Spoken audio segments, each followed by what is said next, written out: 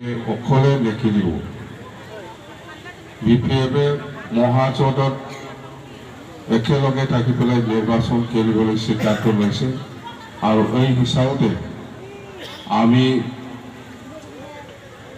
মানে গোটেই অসমত অকল বিটিচি অঞ্চল নহয় গোটেই অসমতে মহাজোঁট হিচাপে আমি একেলগে মানে নিৰ্বাচনৰ ৰণকৌশলটো ব্যৱহাৰ কৰি পেলাই আমি কাম কৰিম আৰু আমাৰ এটা বিশ্বাস আমি दिनै बेवहाय जितु मा होनो बिपिएफ दलाव हाबनायनि जितु मेल बा जयनिं सेरेमनि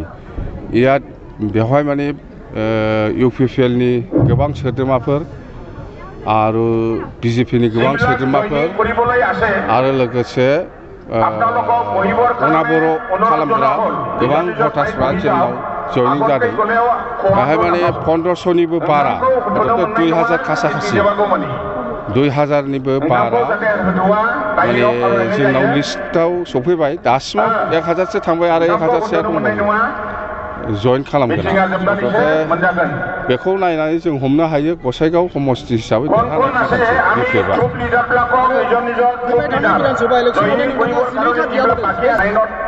जोंना बिटिसिआव 12टा समस्ति दङ बे 12टा समस्तियाव माने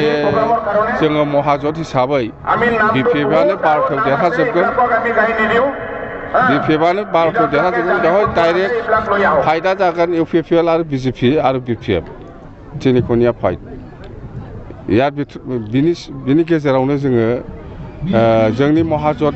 जिखिनि राजनीति हान्जाफोर दङ बिथांमोना जोंखौबो जोंनि जानानै केम्पेइन खालामनो फैगोन आरो जोंखौ देरहासार खालामनायाव गोबां मदद होगोन। प्रमद बर' बिथाङा जे होनगासिनो जे बिपिएफ हिसाबै महाजोटआव आगान होनाय लोगो लोगो बिपिएफनि